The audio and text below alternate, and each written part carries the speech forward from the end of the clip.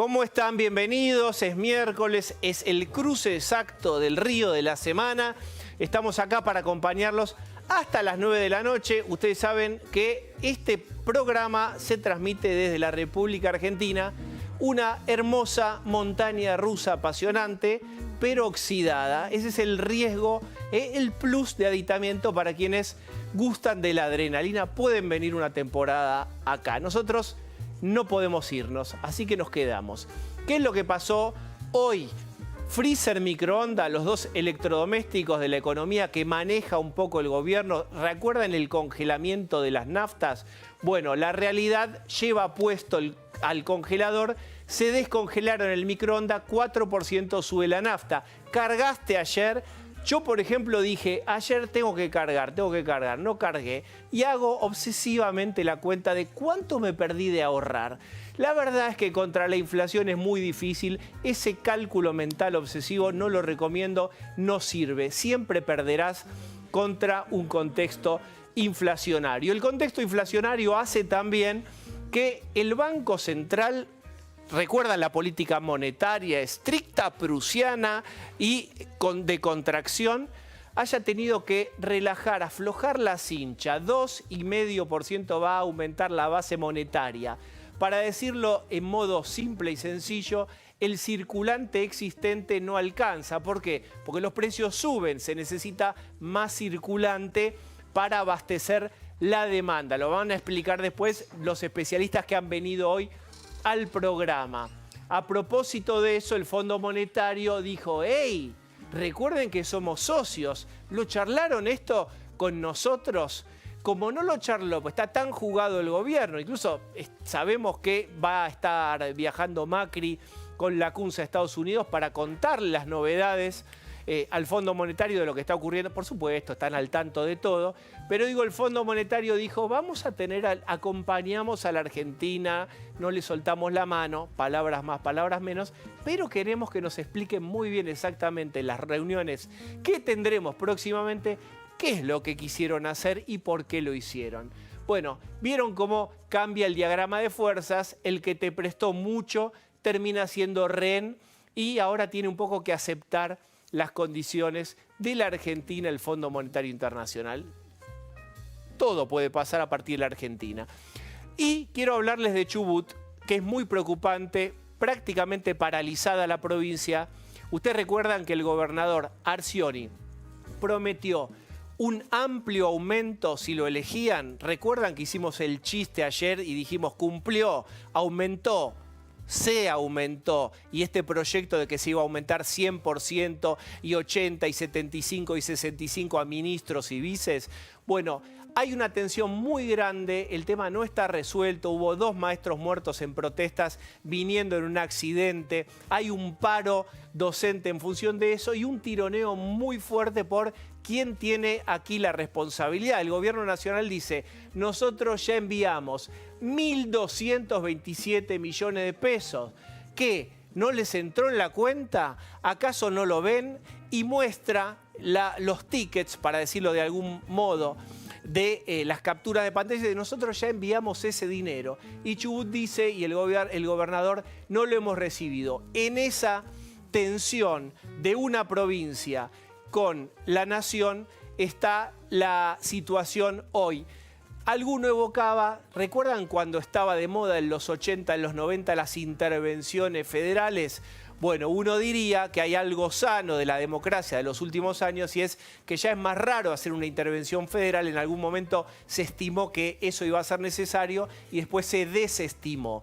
Veremos cómo se resuelve, es muy complicado y la pregunta que ahora vamos a tratar de hacer, también está Jorge Eliotti, ahora se los voy a presentar a todos, es si esto que pasó en Chubut es producto de la irresponsabilidad de un gobernador que prometió lo que no iba a poder cumplir, o si es una miniatura, es decir, de lo que podría pasar en escala nacional en los próximos tiempos. Voy a presentar a quienes me acompañan. Está Paz Rodríguez Niel. Hola Paz, ¿cómo estás? ¿Qué tal? Buenas noches. Está Daniel Santa Cruz. ¿Cómo estás, Diego? Muy bien. Pablo Sirven. Hola, Diego. Hoy tenemos un programa para los que gustan. Este es un programa de cocina. Hoy, sabores fuertes. Waldo Wolf, en el primer tiempo, Diana Conti en el segundo tiempo. ¿Les gusta el picante? Este es el programa. Y está Jorge Liotti. Hola, Jorge. ¿Cómo estás, Diego? Yo les muestro un informe y conversamos al respecto. Dale. Entre el dolor y la ira, se viven horas de verdadera tensión en Chubut. La provincia parece al borde del incendio, y no es metafórico. Esta es la legislatura de Chubut. En este momento los docentes nos hemos enterado del fallecimiento de 2 compañeras que volvían a su casa después de reclamar por el pago de sus salarios. La triste noticia de la muerte de las 2 maestras enlutó a todo el país. Desde CETERA no solo se solidarizaron, sino que decretaron un paro nacional para mañana mismo. Se puso en juego la paz social en Chubut. Y lo que le tienen que garantizar esa paz social es el gobierno de la provincia de Chubut y el gobierno nacional. Al gobernador no le quedó otra que salir a hablar y en conferencia de prensa lamentó la noticia, repudió las protestas violentas y cruzó al gobierno nacional. No vamos a dejar de reclamar al gobierno central, al gobierno nacional, que nos envíen los fondos comprometidos, para poder salir de esta crisis. Fue una conferencia en la que no habilitó preguntas. Quizás no lo hizo porque no sabía cómo explicar su proyecto de ley para aumentarse en un 100% su salario en este contexto crítico. Tenemos que tener un nivel de dirigentes que estén pagos acorde a la responsabilidad que tienen. Sobre la acusación que realizó Arcioni al gobierno nacional, desde el Ministerio del Interior admitieron que adelantaron más de 1.000 millones de pesos por la crisis que enfrentan. Es decir, alguno de los dos miente. Que no tenemos que permitir que venga lo del gobierno nacional a decir qué es lo que se tiene que hacer en la provincia de Chubut. ¿Quién es el principal responsable del conflicto que se vive en Chubut? Muy bien, vamos a escuchar a Waldo. Primero, Jorge, una panorámica. Mirá, la situación es muy compleja ya desde hace varios meses. Hay incumplimiento en los pagos a los estatales en general. Hace 2 meses que están sin clases. Está la provincia paralizada, con los hospitales con guardias y emergencias solamente. O sea, la situación es muy crítica ya desde hace 3 o 4 meses. Hace 2 semanas aproximadamente, el gobierno nacional anunció que ante la dificultad que enfrentaba la provincia iba a girarle 1.300 millones de pesos, que son parte de esto que vos mencionabas recién, para hacer un salvataje de la provincia. Es una provincia muy endeudada que tiene una paradoja, que es tiene muchos ingresos por regalías petroleras y gasíferas, pero al mismo tiempo un nivel de gastos muy alto porque hay una enorme dependencia del sistema estatal. Para que tengamos en cuenta, hay más o menos un 10% de la población total son empleados públicos, o sea, sin considerar además niños, ancianos y demás, ¿no? O sea, el nivel de dependencia del Estado es muy alto y hubo poco control. En el medio hubo una promesa antes de la elección, ya Arcioni está reelecto, para aumentar el 40%, no tenía los fondos para hacerlo y eso detonó la protesta. A eso se sumó un dato muy triste anoche, cuando volvían de esta protesta, mueren estas 2 docentes, eso activa el reclamo de CETERA y el paro que se va a hacer mañana, y esto en un contexto económico muy frágil y también político, porque Arcioni en realidad es el heredero político de Mario Das Neves, quien falleció hace 2 años, era el vicegobernador de Das Neves, quedó a cargo en la gobernación y logró una reelección en junio pasado, un poco por ciertas circunstancias fortuitas, pero no es una figura sólida, no controla la legislatura, se la controla el ala más kirchnerista del peronismo, lo cual está también en una situación de mucha debilidad interna.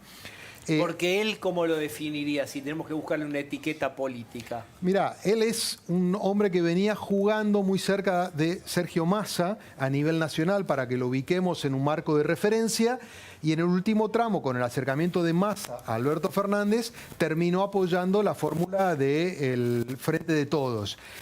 Ahora, dentro de la provincia, él no controla todos los hilos y esto es parte del problema también. Insisto, hay un sector kirchnerista que le controla la legislatura y que también le complica mucho la cuestión. Ahora, esta puja por los fondos entre la nación y la provincia parece un poco absurdo cuando hay miles de trabajadores estatales que no están cobrando. Evidentemente, allí no es un problema de comunicación, ¿no? Bueno, muy bien. Waldo Wolf, mandás un giro y aparece ese limbo de 1.227 millones. ¿Dónde está? ¿Hay una paloma mensajera? ¿Qué pasa con ese dinero? No, el dinero se envió, es rarísimo lo que está pasando. El dinero se envió, lo dijeron 2 ministros hoy, lo dijo el ministro del Interior Frigerio, lo dijo el ministro de Educación Finocchiaro, se le enviaron 1.227 millones de pesos a cuenta de la coparticipación entre el 10 y el 13 de septiembre. Arcioni miente, él sabe que miente. Además, poner en claro que el problema de Arcioni no es solamente el 40% de aumento que él le prometió a los estatales, sino que hoy se le está debiendo a muchos de ellos parte del sueldo de 6 meses que no han cobrado. Pero espera, ahí para entender, si es cierto que ya le enviaron el dinero. Lo que pasa es que no le alcanza. Si vos prometés, además de lo que debes, un 40% de aumento en una provincia que no tuvo el 40% de aumento de los ingresos, evidentemente con un conflicto y una debilidad política, como explicaba acá recién mi copanelista, se te detona el gran problema que tenemos hoy en día. De hecho, los cronistas que han recorrido el territorio y que entrevistan permanentemente a quienes están en los piquetes, tienen muy en claro de qué se trata el problema y le adjudican la responsabilidad. Te digo por varios motivos. Primero, que si hay algo que se nos endilga a nuestro gobierno, para algunos ingenuidad, para nosotros la práctica de un federalismo que debió hacerse siempre, y es el superávit que tienen las provincias. Esta es una de las provincias, 19 provincias que están con superávit. Esta es una de las provincias que, además, bien decía él, tiene regalías petroleras y en dólares. Tiene una pésima administración, tiene promesas demagógicas incumplidas, tiene una cantidad de empleados públicos que se multiplicó en los últimos años por la demagogia y un clientelismo haciendo uso del Estado, y este es el detonante. Y la manera de dar esta conferencia de prensa te muestra la poca posibilidad de dar explicaciones que tiene respecto a un tema que está claro, que es triste, que el fuego y los muertos no les interesa el color político y el color partidario. Pero digo, así como se nos endilgan algunas cosas que hemos hecho mal o que no hemos podido resolver y nos hemos hecho cargo, no nos hagan cargo de una provincia que tiene superávit, que tiene adelantada la coparticipación y que tiene un gobierno frágil, que hace clientelismo, populismo, demagogia y que miente y pone la tensión social en el foco de la cuestión política, producto de una irresponsabilidad de gestión que no tiene cómo endilgarse al gobierno nacional. Ahí Waldo Golf dijo algo importante, que es el tema de las regalías petroleras dolarizadas. Recordemos que la provincia de Santa Cruz hace 3 años estuvo en una situación similar a la que atraviesa Chubut hoy. Te diría que hasta se extendió más por el tiempo, porque en Chubut los chicos estuvieron casi 1 año sin clases y los empleados públicos y judiciales estuvieron bajo protesta y con una situación en la provincia de Santa Cruz muy, pero muy delicada. La devaluación favoreció mucho las arcas fiscales de las provincias petroleras. Yo creo que Alicia Kirchner se vio favorecida por la dolarización de las regalías petroleras y más o menos acomodó la cosa, que le permitió hasta ganar las elecciones de este año para la gobernación. Pero en Chubut, fíjate qué mal que está todo, que aún así están en esta situación, ¿no? Porque uno podía, son provincias parecidas, se podía comparar lo mismo. ¿Paz? Sí, Wolf, yo quería hacerle una pregunta. Usted está hablando, ¿no?, de una pésima administración y de sueldos que se deben hace 6 meses, pero en junio de este año ganó la reelección Arcioni y la Alianza Cambiemos salió tercera con él 15 puntos. Mena, ¿qué pasa? ¿Cómo es posible? ¿Por qué Cambiemos no ha logrado entonces frenar esta reelección? ¿Por qué no han logrado ofrecer algo en la provincia superador de esta administración que usted bien dice es una administración muy mala? Bueno, a mí me gustaría saberlo también. A mí me gustaría saberlo porque es una de las discusiones internas que tenemos y posiciones distintas que tenemos respecto a una vara moral que nosotros entendíamos que ciertas provincias iban a compartir con nosotros. ¿Pero usted cree que la gente de Chubut yo le pregunto, ¿cómo en Santa Cruz vota? nosotros... No, yo no dije que tiene inmoralidad, dije una vara. O sea, al presidente se le endilga algo que para mí es lógico y debería pasar en cualquier país como normal, y a nosotros... Incluso algunos dicen que es ingenuidad. Sin embargo, a los que hacemos política con federalismo, con institucionalidad, con republicanismo, con democracia, nos parece lógico. Que las provincias tengan lo que corresponde es lógico. Nosotros, recordará usted que cuando asumimos, solamente 3 provincias reclamaban la coparticipación adeudada, y sin embargo el presidente no solamente cumplió con las 3 provincias, sino que cumplió con las 24 distritos federales, incluyendo la capital federal. Entonces, es una pregunta que no se la puedo responder yo. También ha pasado en lugares donde nosotros hemos cumplido con lo que corresponde cumplir y sin embargo no nos han votado. Yo creo que hay cierta gente y ciertos espacios políticos que priorizan incluso ese clientelismo a base de institucionalidad que nosotros proponemos. Pero yo me lo pregunto igual que usted. Igual le digo, yo como miembro de este oficialismo lo volvería a hacer porque yo creo en un proyecto federal por encima de quien le toque ser gobierno momentáneamente. Y quiero que si nos toca a nosotros, lo vamos a seguir haciendo, y si les toca a otros, los mismos gobernadores que antes se quedaban callados mientras se les pisaba la coparticipación, exijan lo que le corresponde por encima del resultado partidario. Así que yo no mido ni federalismo ni institucionalidad en función de lo que corresponde electoralmente. Ahora, viste que nunca se le endosa en contra al peronismo, ¿no? Recién Daniel citaba el caso de Alicia Kirchner y su grave y muy extendida crisis con los estatales y los docentes en Santa Cruz. Ni tampoco a Cristina Kirchner cuando la rebelión policial con muertos y todo, mientras ella tocaba el tambor en Plaza de Mayo, ni para irte más lejos en la época de Menem, todo el lío fenomenal que supuso la caída de los Juárez en Santiago del Estero, ¿no? Ahí también hay un factor que Alfonsín lo vio en su momento, ¿no? Que el tema del cambio de la capital, todo lo que es más lejos de la capital federal y del conurbano no tiene una real fuerza, digamos, noticiosa o dramática, ¿viste? Es como que a medida que te vas alejando del centro de la capital, de donde están los tres poderes de Estado, tiene menos importancia, ¿no? Aunque suceden cosas gravísimas. Y Alfonsín había visto esto de cambiar la capital a Viedma, ¿no? Mirá, si estuviera en Viedma, por ejemplo, repercutirían más las cosas de la Patagonia, A mí ¿no? me parece que Das Neves es completamente así lo que vos planteás. Pero me parece que Das Neves tenía diferencias con Cristina.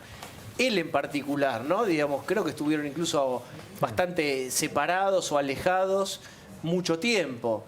Pero es cierto lo que plantea de esta doble vara o de la tolerancia. ¿Es así? ¿Hay una tolerancia diferente? Sí, ¿Una cuestión cultural? Absolutamente, pero no tiene que ver con lo geográfico, es partidario. La verdad que...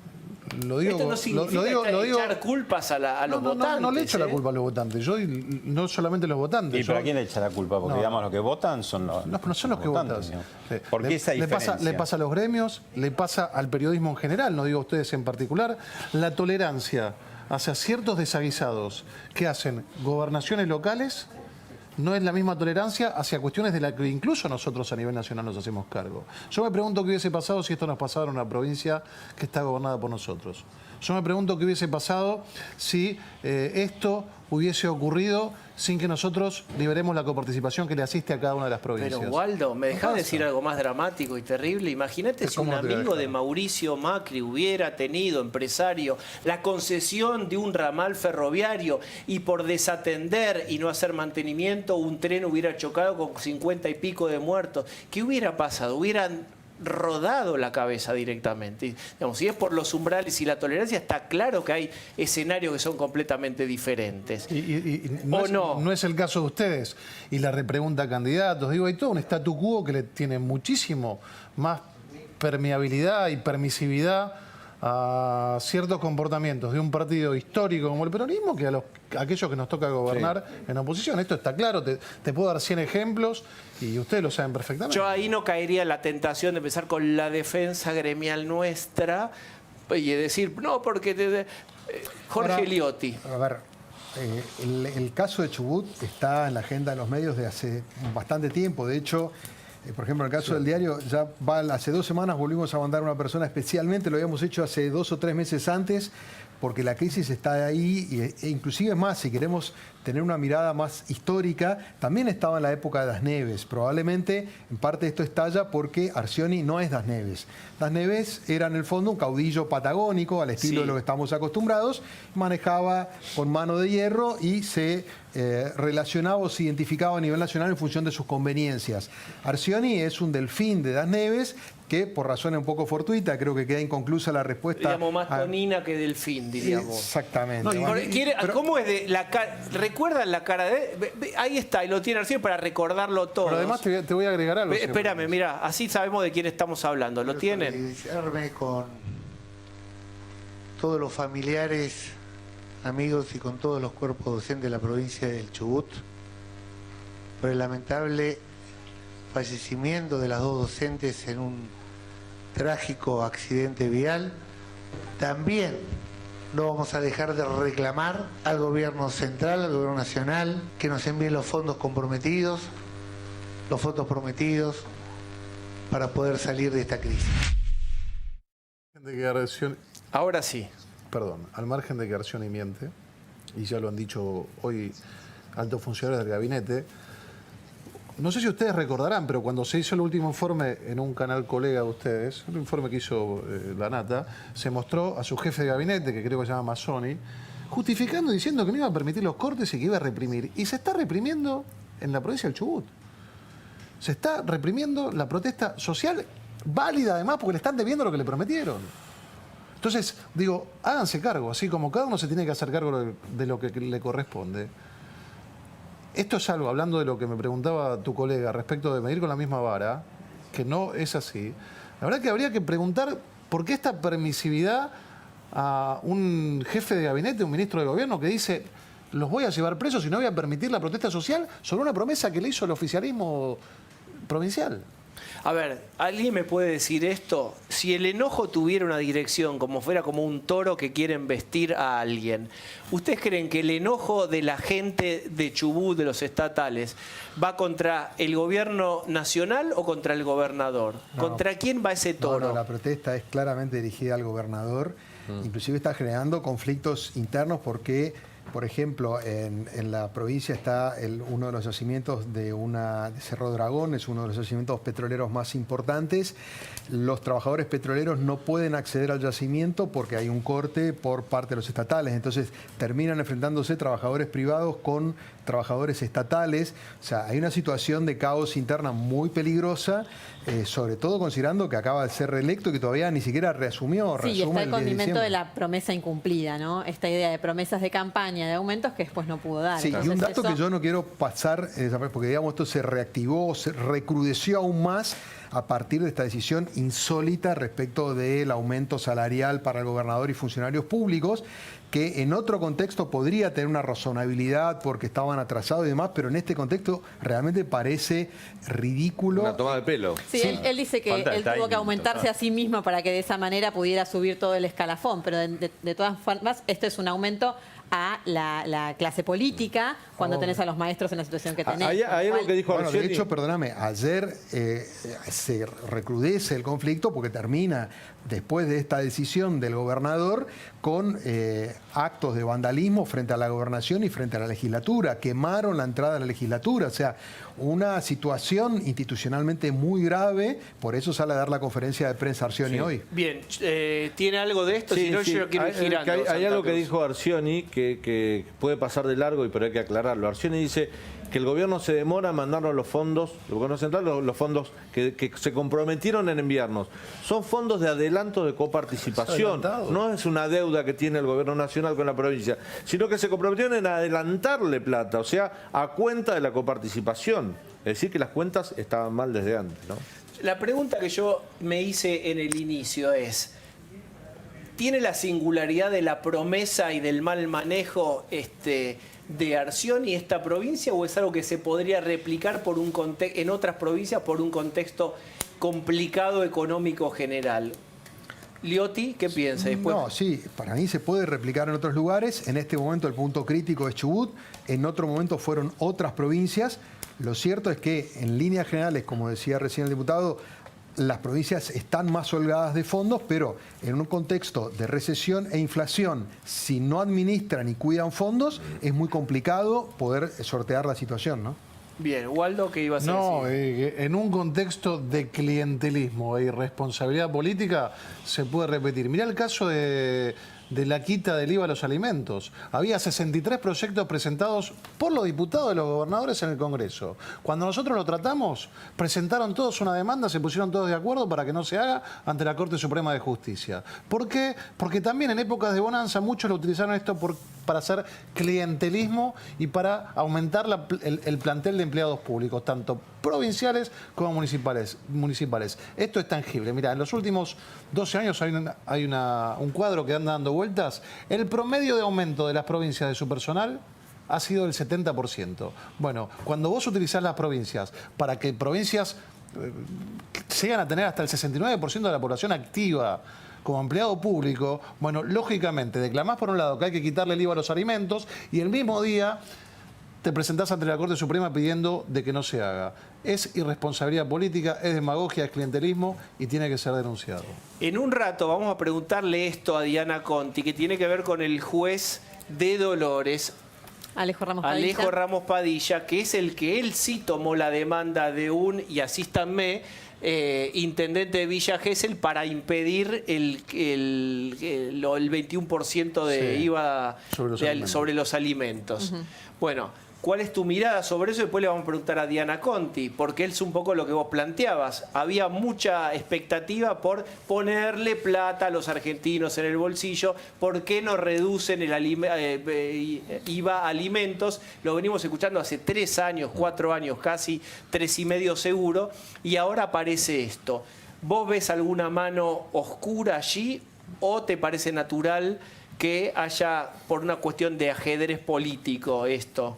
No, lamentablemente mi vara de indignación suele estar por encima del promedio. A mí me parece insólito que estemos discutiendo algo que pedían todos los gobernadores, que pedía la mayoría en la Cámara de Diputados y que además se buscó un juez afín que siempre le caen a él las causas en las cuales poder poner un palo en la rueda del gobierno. Fíjate una aclaración respecto del planteo, ¿no? Lo que dicen los gobernadores es que lo que está haciendo Macri es hacer un alivio, no están en contra del alivio, pero lo que ellos dicen es, lo haces con la nuestra, y nuestra situación en algunas provincias dicen estar también comprometidos con sus propios números. Pero antes no era con la de ellos, en los proyectos que la propia oposición tenía. ¿Con cuál era? No, está bien, pero lo que ellos dicen es tocar los fondos coparticipables. Entonces Macri toma una decisión unilateral. Estoy diciendo el argumento de las provincias, para plantear también el otro lado, ¿no? ¿Qué vendría a ser la nuestra? La plata que nosotros usamos en el presupuesto. Que necesitamos para pagar nuestros sueldos, que tenemos previstos para nuestros gastos a provincias que dicen nosotros administramos debidamente,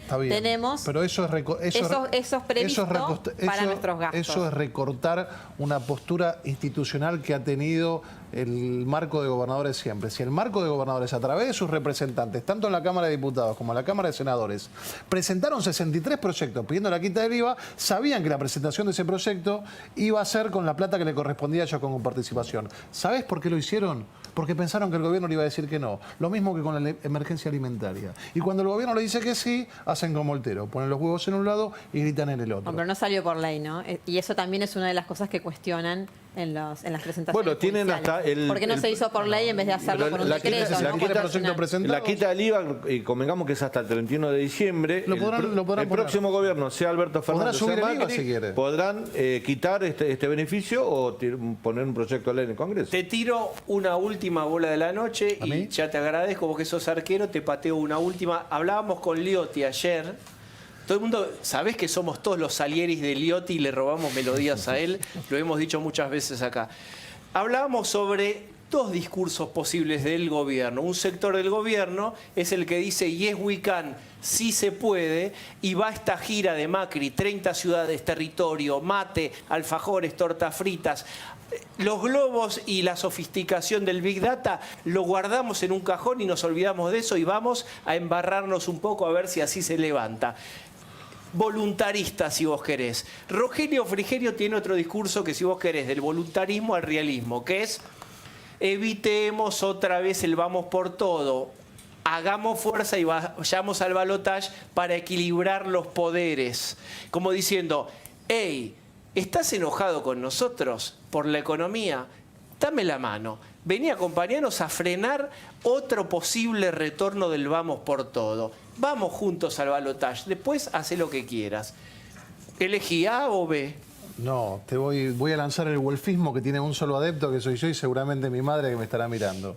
Mira, yo soy legislador, elegí ser legislador, me encanta ser legislador. No me hagas del distrito escolar, un discurso de distrito escolar. Te hago un discursito muy chiquito porque es lo que pienso y es lo que siento y me siento absolutamente identificado. Soy legislador, elegí ser legislador. No quiero ser funcionario y represento a quienes me votan.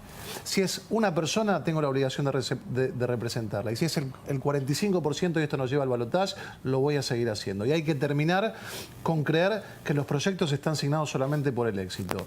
La democracia argentina trasciende el momento en el que nos toca ser gobierno. Sos dos, escenario dos. No soy dos. Voy a dar pelea para ganar porque es mi obligación. Liotti, hiciste reír a Liotti, mirá. Representar a cada uno de lo que nos toca. No es el groucho marxismo, si estos son mis principios, si no te gustan tengo otros. A mí me vas a tener, porque me tuviste antes de ser gobierno también defendiendo aquellas cosas en las que creía. Y me vas a tener a partir del 10 de diciembre, sea presidente Mauricio Macri o quien sea, defendiendo a la gente que nos vote y defendiendo la institucionalidad, el republicanismo, la democracia, el equilibrio de poderes y el que no venga nadie por todo. Lo mejor que le puede pasar a un país es que haya gente que represente distintas voces, porque somos una democracia y una república. Lo primero que hacen los fascismos es disolver los parlamentos. Y yo voy a estar en mi parlamento levantando mi voz, me toque hacerlo mayoría, en minoría me toque hacerlo apretado como me tocó otras veces, o con la libertad que tuvimos durante nuestro gobierno. Waldo, gracias. A vos. A la vuelta está Diana Conti y le vamos a preguntar, a propósito de lo que decía Waldo, ¿recuerdan cuando frente al G20 había una contracumbre y Cristina dijo allí, las arquitecturas institucionales son de la Revolución Francesa? Yo haría un loft. Ese Durlock que separa poder judicial del poder legislativo, del poder ejecutivo, yo tiraría a los dos y que quede un gran monoambiente y nosotros nos sentamos allí. ¿Qué piensa Diana Conti de esas reformas arquitectónicas institucionales? Después de la tanda.